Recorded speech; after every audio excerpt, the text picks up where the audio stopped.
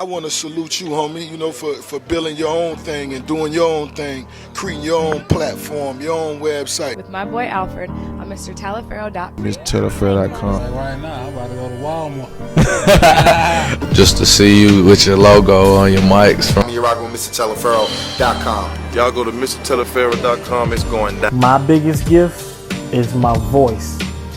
It allows me to speak to the culture. Right now, you're turning up on MrTaliaferro.com, shawty. Yeah! Alright, so good debate question. You've heard it on every sports show throughout the week. Who has more pressure on them as a first we'll go player with LeBron James, and then we'll go Steph Curry, and then we'll get into the teams as well. So as a player, LeBron James, I'll make the argument for him. We understand he came back to Cleveland for one reason, to win a championship, to bring a championship to the land, to Ohio, to Akron, to Cleveland. We know why he's back. He comes to win a ring, and he wants to do it with a cast that he thought needed him at the time, and a Kyrie Irving who needed him at the time to grow, and a Kevin Love who was lost in Minnesota and hadn't been in the playoffs yet. These guys needed him. A J.R. Smith who was lost in New York, was losing himself with Carmelo Anthony. These around guys that needed him. A Tristan Thompson who was known as one of the best rebounders in the game, but I guarantee he doesn't get a max contract if he's not playing alongside of LeBron James, who they both share the same agent, and Rich Paul. So LeBron James has been able to help a lot of guys get it together since he's returned in Cleveland. We understand the pressure that's present for LeBron James. He wants this championship. As we all know, LeBron James is 2-4 in the NBA Finals. I don't see how you make the argument as him as one of the greatest players of all time if he goes 2-5 in the NBA Finals. How can you call yourself a king if you're 2-5 and you've lost 2 straight finals to Steph Curry, the reigning MVP, the unanimous MVP of the last 2 years? I don't see how can you call yourself a king of any if you're not dominating the NBA. You're going to have to change that Twitter name, LeBron James, if you're not able to get it done in the NBA Finals this year. You have your whole group. You were shorthanded in the NBA Finals last year. A lot of people give you slack for that, including self. Honestly, with him being 2-4 right now, I think this win will count as 2.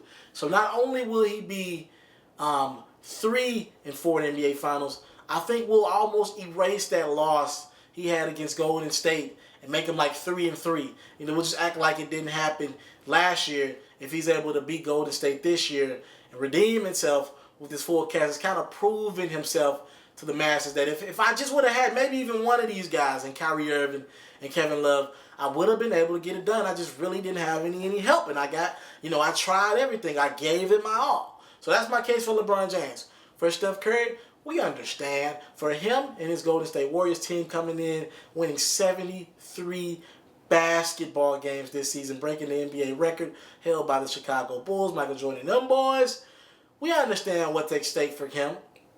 2 straight MVPs, 2 straight championships, going for the Finals MVP this year. He needs that as well. I don't think that's been talked about enough. He needs to win that Finals MVP this year if he wants to be considered one of the greatest, breaking the NBA record for threes held by himself, which he broke last year. That was held by Reggie Miller. We understand this is a dream season for Steph Curry. He needs to win this championship if he considers, Golden State's a pretty arrogant team. They celebrate a lot. They did a lot of celebrating. They had a lot to celebrate for, in the regular season. So for them to keep having that arrogance, that swagger that we love to see with them, they got to win this championship. And the momentum kind of swings right back to LeBron James and the Cleveland Cavaliers for the next 2 or 3 years if Cleveland's able to win this championship. So it's big for Steph to not only get to the finals like he's done so, coming back from 3-1 against OKC, but to finish the deal. I don't see how anybody can make the case that they're better than Steph and these Golden State Warriors if they're able to win another championship and if Steph's able to be the MVP. So I definitely say more pressure is on LeBron James and the Cleveland Cavaliers to get it done.